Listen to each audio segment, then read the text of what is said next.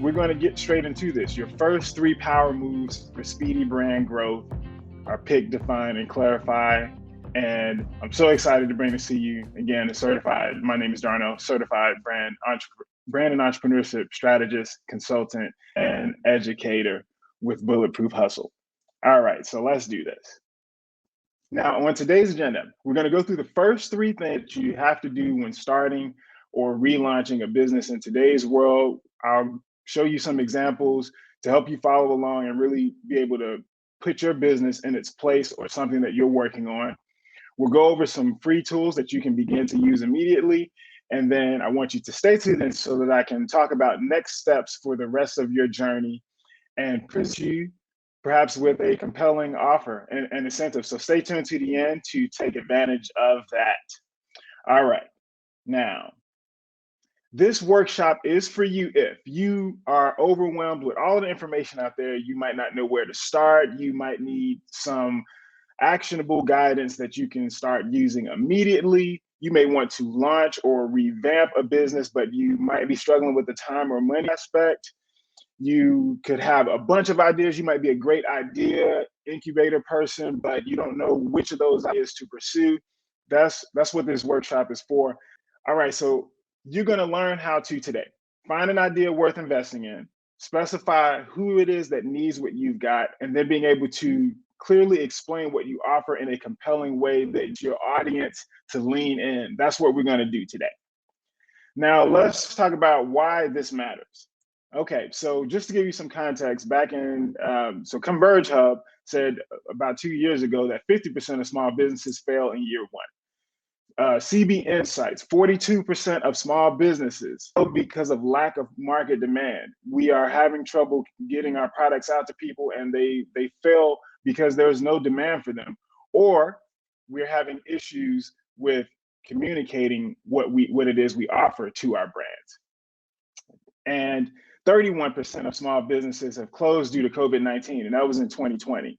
So you can imagine that each of these stats have gotten even a little bit worse because of the pandemic. So if it isn't immediately obvious to you, I care because I'm passionate about entrepreneurship. I'm passionate about folks getting out there, realizing their dreams, they're getting their fullest potential. And I didn't mean to start this in a dark and gloomy fashion, but I just wanted to let you know kind of the uphill battle that you're up against. I want to be very straightforward with you about that. All right. Now, who am I? Why are you listening to me? Why am I bringing you these insights? Just wanted to give you a little bit of context on me. So the ugly truth is, in 2008, I made the brilliant decision to quit my job security, quit my job because I had outgrown it and I was looking for another job, but I couldn't find it. And one day I woke up and I was just like, I'm going to go at it alone. And I made that brilliant decision. Wow. I bought a home and a car, and it was our first home, my wife and I, and we moved in together. And I was just like, wow, such a great decision, as you can see. I had no digital portfolio because I'm coming from the graphic design industry, y'all. Had no digital portfolio. I had no savings, no credit lines. I had tens of thousands of dollars in student debt. The odds were completely stacked against me, but it was a bed that I made, so I had to work my way out of that situation. As I started to get my name out there and let people know, hey, I'm doing logos, I'm doing flyers and things, it took so much hard work, and I'm up here working 80-hour weeks. Like, you can forget about nights and weekends, like 80-hour weeks for sure, just to start to make ends meet, because I was so stubborn. I didn't want to downgrade. I had just created my whole life into this, and I said I backed myself into a corner kind of inadvertently, and I had to work my way out of it. I took all types of criticism about my projects very personally because I was so used to people liking my work when I was drawing all the time that when they said they wanted a revision or something, I'm like, hey, you don't like this? It hurt my ego, y'all. I was so crushed, but that's my problem. And then I also lost friends and family. Some of you all may have heard stories. If you're in entrepreneurship, you're going to lose friends and family. You're certainly going to lose special times and moments because you're sacrificing everything that you have and the comforting living and job security, which is an illusion in and of itself, but you're sacrificing all of that to bet on yourself, really. And that requires some things, and so not everybody's going to understand that. Okay, so that's where things started. And then probably since like 2013, 2014, Here's my street cred for you. All right, I turned all of that around, and these are some of my accolades that I'm proud of.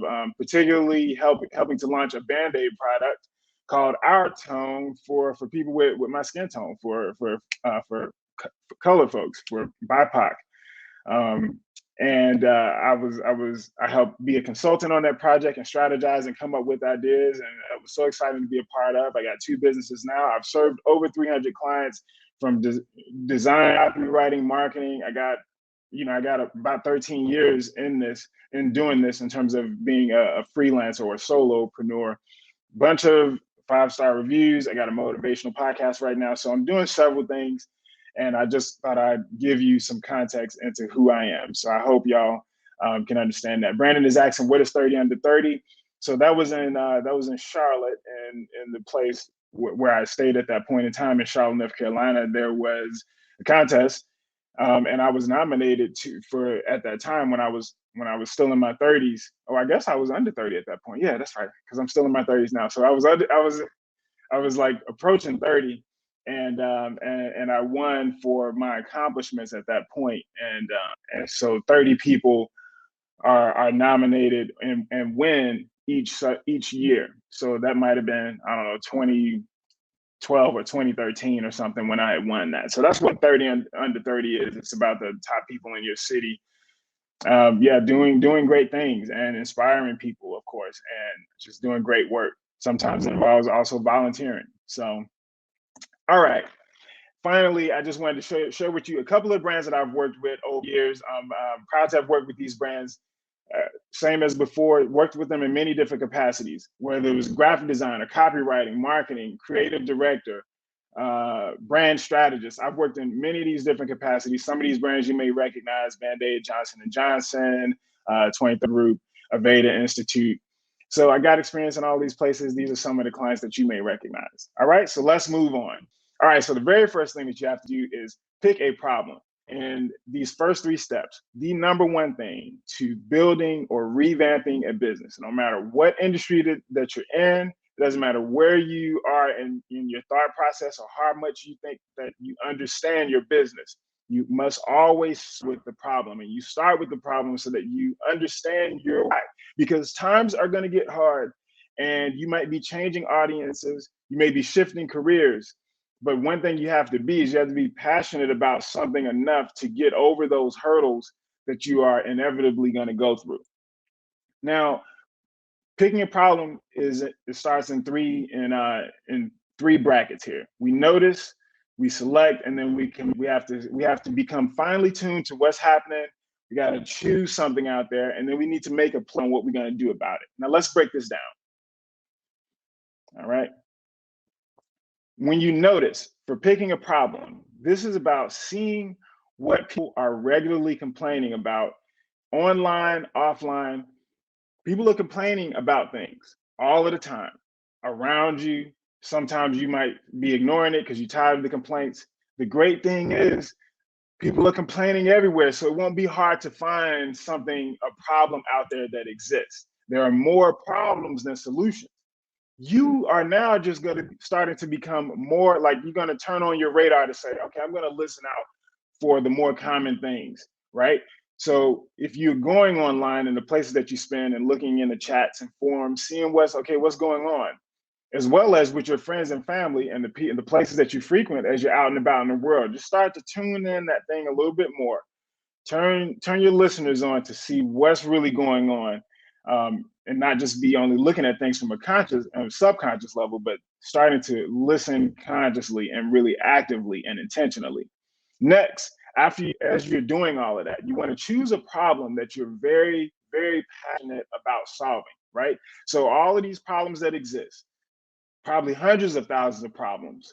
Now you're going to start to close in because it's too broad. Now you want to start to take more of a micro view of it all and say, okay, well, what is something that I equally like am passionate about, and what is something that I feel like I'm uniquely suited probably to solve, something that no one else is doing the right way, and I can sit here can complain about it like everybody else is, or I can do something about it. I can innovate, or I can figure out a way around this problem, right? So you have to be passionate about it. It can't just be a popular problem. No, you have to have a tie-in and a connection to this, something emotional. It could be with your kids. It could be through a situation, a traumatic thing that you've been through. It could be through experiences that you've had at work, experiences from your past, thing that ties you in emotionally to it. Because I'm telling you, when things get hard, you always got to remember your why. You're going to remember that you got a tribe out there of people like you or that suffer from this problem as well. And you are working on a solution for it. All right. And then finally, you're going to commit. You're going to figure out a way to address this problem using your current skills. And the key word is current here because building a brand in a smart way and doing it in a quick way for speedy growth is to look at your current situation, your current resources, the things that are available to you, the things that you have access to, the knowledge that you already have. I'm not talking about going back to school and spending another 5 years on anything. This has to be knowledge that you already possess, skills and a trade that's right there that you may have not tapped into for a while. It could have been from when you were a child or in your young years as an adolescent, whatever it is. Go in that time capsule if you need to, or ask people about what they find value in from you, or maybe it's a hobby or something. You have to be able to connect the problem to something that you are already skilled at, and so that you can be resourceful and not waste time learning new trades and things. Now, let's look at this example for lawn care. Lawn care is a thing that we all kind of know about, whether or not you're a homeowner. We all see grass and things at all of the time. So let's say in this example, if we're trying to pick a problem, it would be something like, okay, you might find out from all your research is that, man, lawn care companies, it's like hard to find reliable ones. Like that's a broad problem. Okay. And then coming into something more passionate because it has to be something that connects with you. You might say, okay, well, there's some good lawnmowers out there, but it seems that the customer service is lacking and the quality is, right? That's a more fine-tuned issue. That's something that you can relate to because it's not necessarily like the people that it's hard to find people that can't cut, or it's hard to find people in general. No, this is something more specific. You're looking for consistency and reliability in your service. And then when you commit to it, you would be saying something to yourself to the effect of, okay, what if I could make it easier for people to find more reliable, dependable lawn care? What if I do that? Like that's where the question is sparked, and you're tapping into what you already know. So if for example, if that was me, I'd be like, well, in this example, perhaps I am a great connector. Maybe I don't have the skills or the desire to actually create a lawn care company, but no, I might be good at connecting. I might be good at creating content. Maybe people look to me to offer them advice on what they should be using, right? So maybe I am kind of a local influencer or someone that people say, you know what, Darnell, I got this question. Darnell probably could research it, and that might be a talent that I have, right? Because they're coming to you anyway. Sometimes the things are right in front of us, a business model just right there waiting to be seen. Um, and so even let's go back actually. Even another example might be something like car maintenance. That's something else that we all can relate to, right? It don't matter if you own a car or you take the bus or you cycle. We all know about that maintaining cars sucks, right? That's a broad problem. In terms of selecting an issue, that might look like, okay, well, problem with car maintenance is sometimes it's like scheduling things. On top of the scheduling, usually we go there to get a flat tire fix, but then we find out we got to get our tires aligned, and now we outside of budget. It's always something else, right? It's always something else. So, so that's what that's what how you have to start to look at things and really start to fine tune that problem, and then to commit to it. If I was in that scenario of thinking about maintaining my car and like how hard it is, well, what if I could make scheduling easier, or even better, what if I could have those technicians come to my place of work or my home, take my car to the dealership, or do their work right there on the spot, and then when I'm done with work and I leave, my car is already maintained. Boom, you can skip the entire dealership process, right? See, so it's things like that you got to start thinking about. And again, you don't have to be in car maintenance to be the one to create the company. You could just be a person that's good at building websites, for instance, or a person that's good at distilling problems down to their essence, right? So I just thought I'd give you a few examples. Now you can find problems on these list of places like here, Google reviews and Reddit, Core. You got the whole list. So you can screenshot this if you'd like to, but these are places that you can find problems on. Cost you nothing but your time. And really some it's good for you because this is where you get to be a voyeur and do your research. You can create free accounts on all of these places and just go in there to listen, just go in there to be an observer and learn how to listen. Because great entrepreneurship, y'all, is really about being great at problem solving. The best entrepreneurs are really great problem solvers. And to be a great problem solver, you have to be an astute listener because people are giving you data all of the time, but you got to be tuned in. And it's not always verbal data. Sometimes it's mannerisms. Sometimes it's like face-to-face interactions, you being able to read body language, you being able to extract responses from people. So that means that you got to be better at questioning, like a journalist would be, right? So this is the time for you to put on your journalist cap and figure out how can I get the data that I'm looking for, the insights that I'm looking for.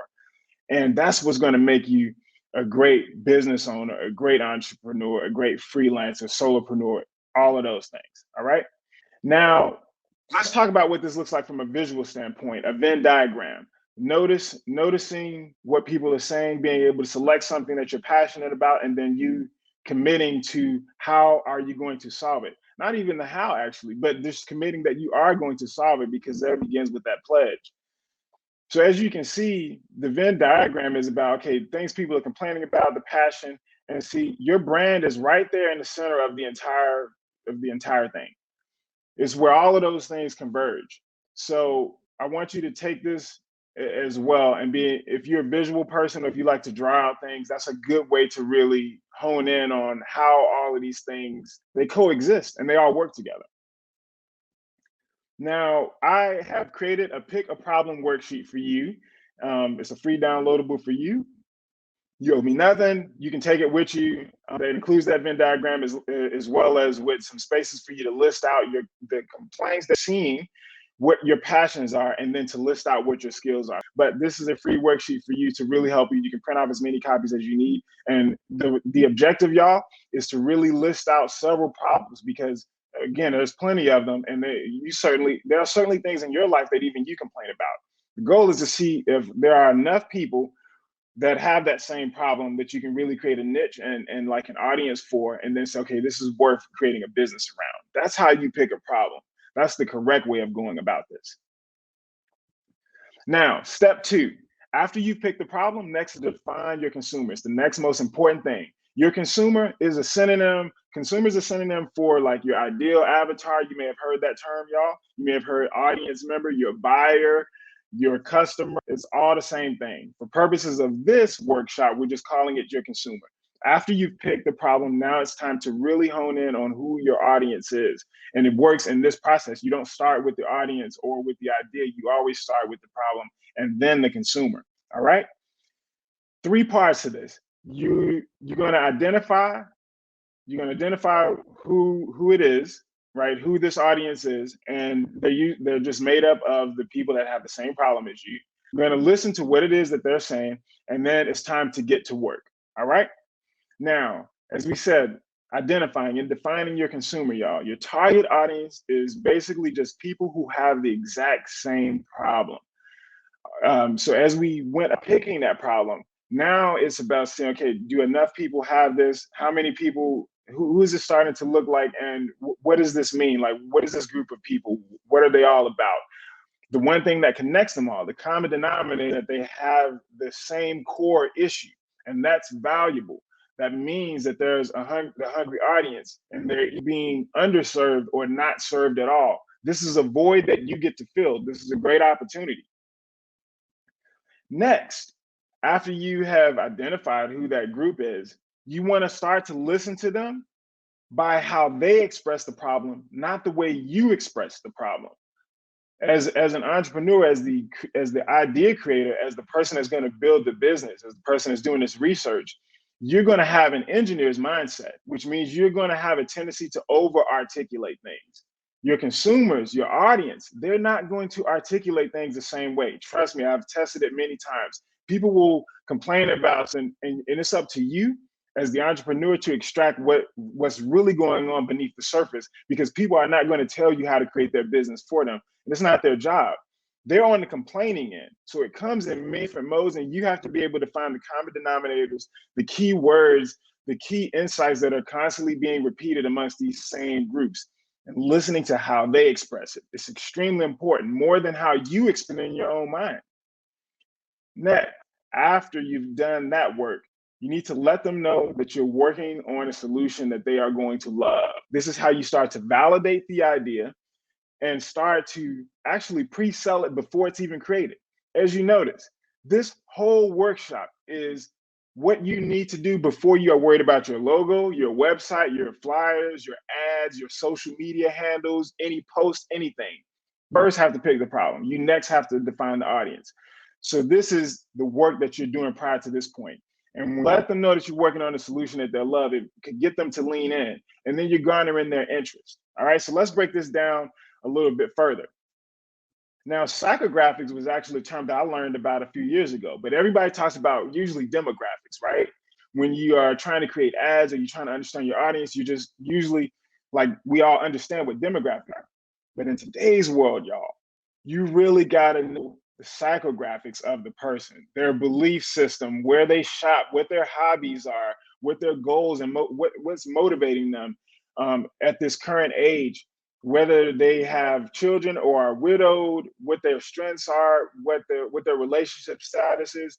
You need to know these things about the people that you're in business for, because it's going to allow you to become an important point in their daily lives when you can construct this around what their habits are, right? So like, it's about looking at their habits. So when you go through, you need to be asking your audience these questions. And really, you're going to be designing singular profile from these groups of people into like the ideal consumer, like your perfect version. And it doesn't matter if they actually exist or not. It's about them being ideal, so that you always have a North Star. You always have the person in mind in your audience about, okay, this is who this is for. Okay. And then you summarize that into like a single sentence if you can, such as like, I help these people, or these people between these ages that are going through these things. This is how this offer would benefit them. All right. So yeah, so let's get into this even more on this page actually. So going back to this lawn care example and identifying the target group, that could look something like, okay, homeowners who don't have the interest or time to deal with their yards, but they take pride in their property, right? That's like the group of people, and that's one way to describe them. As you can see, we're talking about homeowners. We're not talking about people who are leasing places right now, because they're not going to take their property in the same, and plus they already have a landlord or some service already dealing with that. That's not a problem that you have to deal with. Then it's also saying that they must have some degree of disposable income, because they could deal with it, they just don't want to really, right? So that might be the group of people that you're very passionate about helping. And listening to them, the underlying like message, the way that you might summarize it would be, okay, they had a company that was doing work, but then they stopped after a while, and then when they reached out, they weren't enthusiastic. The company wasn't enthusiastic about like retaining them as a customer, so that made them feel bad, right? So that might be all that your audience says about the problem. As you see, they're not going to say, well, I wish. They're not going to articulate it that way and say, well, I wish I could have a company that allowed me to customize like my lawn care services into like one package, and that it was at once and I could just pay that. They're not going to build your business for you. It's on you to extract that from the way that they complain about the problem. So after you have seen that, you let them know, and you say something to the degree of, okay, I'm working on a solution or a platform that's going to allow you to pick these services that you want on your own schedule amongst the best companies in your area. Would you mind if I reached out to you once I have this built out? And they're going to be like, yeah, I needed that yesterday.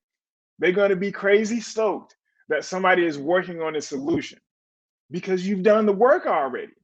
and you've presented this to them, or you could let them know that you're thinking about crafting this thing. See, so that's how you're pre-selling it. You're getting them to lean in, and then boom, you have someone that's already interested, that's likely to be a customer, and that's likely to sign up for this service. You see what I'm saying? Now you can learn about your consumer via these different methods. And I got some of my favorites here actually too. And so really this is like your research period of really fine tuning the your audience member, your consumer.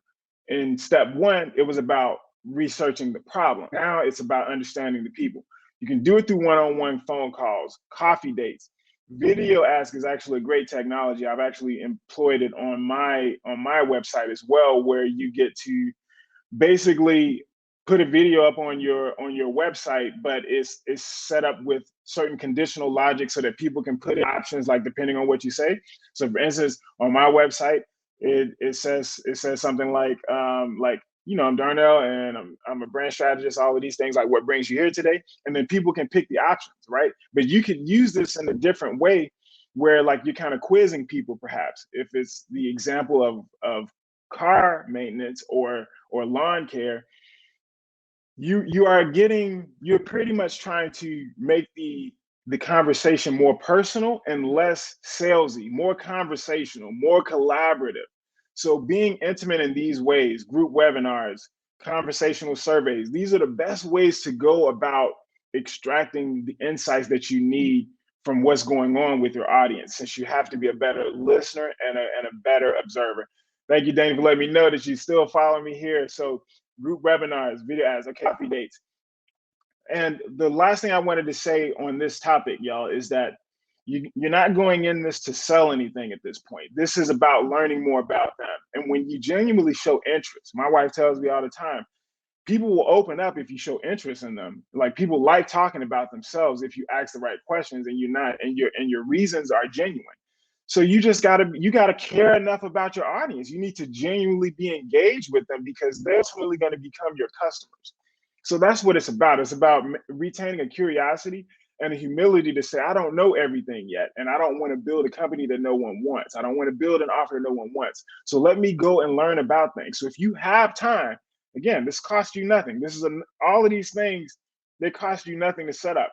What does it take you for you to text 5 or 10 people and to just say, okay, yeah, I'm inviting y'all on a call and I'm thinking about crafting something, but I want to know really is something that y'all need, and design questions to really get to know them.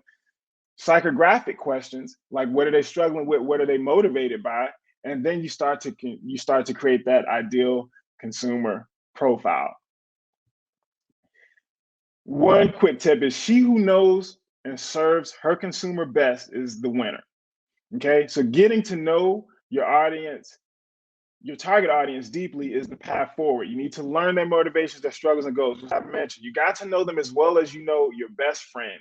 Like if you were at a party and you were going to introduce them to somebody, like you were introducing that person because the people at the party never seen them. You need to know your consumer that well. I would even suggest giving them a name. You can make it up, but your business is centered on this person. If you are the perfect customer for your business, that's great because you know yourself even more, and perhaps that could be your North Star. Your offer has to be obsessed about solving their problem and taking the consumer from where they are to where they're trying to be, because we're all trying to do some transformation. I got another worksheet for you. So I got the demographics and psychographics that we showed on a couple slides back. And this starts to show you how to build out that summary for who your ideal consumer is. Again, print off as many copies as you need or save as many copies as you need. Use it for each kind of person that you interview. And then we got a tip there at the bottom as well too. So this is just a single sheet. It's yours. And thought I would gift that to you here. All right. So finally, clarify your offer after you have picked the problem, after you've defined your consumer. Now it's time to talk about what it is that you're actually building, your service, your product, your solution. And sometimes we call this like an elevator pitch. We need to be able to explain what it is that we offer in a way that our audience member, our intended audience member, will understand in the way that they need to hear it, not the way that we want to hear it, because it ain't about us, it's about them. Okay. Three branches to this as well: articulate, evaluate, and niche. This is how you clarify your offer. Now, articulating it is about being able to clearly explain the problem in the language of your audience. We talked about a little bit about that in step two. It's so critical that we use their voices because that's how they think of things and that's the way that they talk in their own heads. The second reason that we do this, y'all, is because our audience member is going to feel heard when they hear the way that they're thinking spit back to them, when it's told back to them, excuse me. Right. So when it's just like if I'm having a conversation with you and you say, "Oh yeah, I got two kids and one of them is in college and another one is 5 years old and he's like all crazy all over the house and stuff right now. I got this pet named Jasper." And if I repeat those things back to you, "Oh, okay, so you got this pet named Jasper, you got this rug rat right now, you got one like headed off to college." If I repeat that to you in a normal face-to-face conversation, you're going to feel more heard. You're going to feel like, yeah, I'm not just waiting on my turn to talk. Like Darnell actually heard what I'm saying, right? So you're being able to use genuine, like conversation, like capabilities that we do all of the time, but in a professional setting, because that's what wins in business today. You can't compete with these bigger companies that are spending billions of dollars buying up everyone's attention. You can't compete in that. You're not going to win that game. So in the beginning, y'all, it's important that you go the opposite direction, that you lead with intimacy, with humility, and with empathy. Because the bigger brands don't have the time to talk to people one-on-one right now and really understand what's going on with them, what do they value, what things are important in their lives. This is an opportunity for you. This is a void not being met.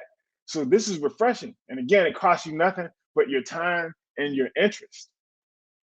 Next, after you've articulated the problem by explaining it clearly in their language, you need to specify what the solution is and how your consumer is going to benefit from using it. Benefit is the key word. It's not features, it's about benefits. And benefits mean that whatever you're doing, you're always asking, why does this matter to your front end customer? Like we're spoiled already, right? We're already spoiled as a society. And we also love to be instantly gratified. So everything has to be convenient and quick for us. Everybody's demanding our attention, right? So if you're going to distract me with your new offering, you better be able to tell me why I should care about it, why this should matter. That's what's going to get me to stop whatever I'm doing and take notice of your brand. If you talk about features, things that are not important to me, I'm not going to feel heard and I'm not going to engage with that offer. All right. Next, after you evaluate it, we get into niching, thoroughly being able to describe who your offer is a perfect fit for. So clarifying your offer is all three of these things, and all three of these things coalesce into like a brand story, like almost like a three-pronged approach where you describe the problem, your solution, and who it is perfect for. And that becomes ultimately your full offer. Let's talk about this in practice. Going back to the lawn care example, if articulating it in terms of the language of your audience, they might be saying, okay, finding lawn care shouldn't be this hard. Like, is this too much to ask for having these services on a consistent schedule? And then as you evaluate it, you start to talk about the solution. Okay, now I'm going to give you the ability to search curated local lawn care companies that you can rely on because I already vetted them, and you can pick one and design the plan that works for you. Like, how about that? And then the niche. Now we tie it all together by who it's for. Okay, this service is perfect, obviously, if you're a homeowner, but if you're looking for the best companies in your area with the highest ratings. And I'm also going to give you the ability to customize your services, y'all. Like, who wouldn't want a company like that? Right? See, so that's how you put them all together. That's how you start to go through that journey. The work that we've done in picking the problem and defining the audience has all led us to what this offer is going to be. And then after this, you start to work on your website, the actual offering, the actual platform in this case, right? So that's just one example that I felt like is easy to kind of take you through.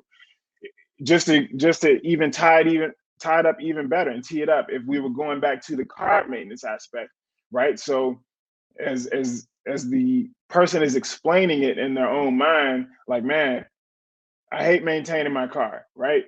It's so inconvenient. It's boring waiting at the dealership. Things always take too long, and they always upsell me, right? They always upsell me on things that I don't need. And then as you start to evaluate that, you say, well, what if I could take care of your car and have the technician come right there on the spot, take your car to the dealership. They'll even vacuum it and shit after the fact, drop it right back off, tee up the gas, well, the gas that they use to take it to the dealership, and it's right there waiting for you so that when you're done with your 9 to 5, right? Because maybe this is your side hustle right now. When you're done with that, then your car is already ready to go. And then the niche, right? The niche to the person that would like this. Okay, perhaps that's busy 30-something-year-old moms that they may work from home well, and they got toddlers and they don't got the time to be dealing with their car maintenance, but when they need their car to work, they got to get up and go. That's who this service is perfect for. See what I'm saying? A quick tip for you, and I talked a little bit about this on the prior page. Us entrepreneurs have a bad habit of over explaining things with our engineer mindset. We talk too much about it, and we describe it in a way that people don't get. They might ask the wrong questions. And that's because we're not speaking in our audience's language. We have to look at it we have to reverse that. And we have to say, how is it that they describe the problem? And then furthermore, we look underneath that layer. So they're not giving us sometimes very straightforward insights. We have to see what the real underlying problem is, right? So a person is thinking, oh man, I'm having trouble finding consistent, good lawn care. The real underlying problem is probably that they need a package that's really going to work for them on the schedule that they want. You have to be able to extrapolate that from what's being said, and then that's what's going to lead to clearer messaging. Okay, I got a worksheet for you. So I'm giving you one for pick a problem, for defining your consumer, and also clarifying your offer. Actually, I put on here the important questions to ask. What are they really trying to say? How do they explain the problem so that you can begin listening to these? And then I left a tip for you at the bottom as well, an insight. Keep in mind as you go about creating pretty much your elevator pitch. And this is what you're going to use as your headline on your profile, your social media profiles, on your LinkedIn page, the thing that you actually do. And again, your offer is either your solution, your service, or your product, or your platform, the thing that you're actually building, the thing that you're creating. That's what your offer is. And you need to tie it into tie the benefits in to your ideal audience and why they should care, and have that be done succinctly. After you've done 3 steps, you can go on through everything else, getting your business legitimized, and moving on with worrying about logos and your visuals and your mood board and all of these things. Okay. And yes, all of these worksheets are going to be emailed to you after the replay. So we totally got you on that end. Quick recap. Pick the problem. That's the first thing. We talked about how to pick the problem, which is to notice what's going on around you, be able to understand it, something in there that you're very equally passionate about, and then commit to solving it. Really, that's your job as an entrepreneur. Next, defining your consumer, talking about, okay, who it is that you're in business for, why they should care, and then their psychographics, being able to really understand them from a very very fine point, and being able to know them as well as a family member or your best friend. Clarifying your offer after you've done the last 2 steps is basically about creating your brand story and your elevator pitch, looking at what the problem is and the way that your audience explains it, then tying in what your solution is, and then finally who it is completely perfect for, and then all of that makes up what your offer is.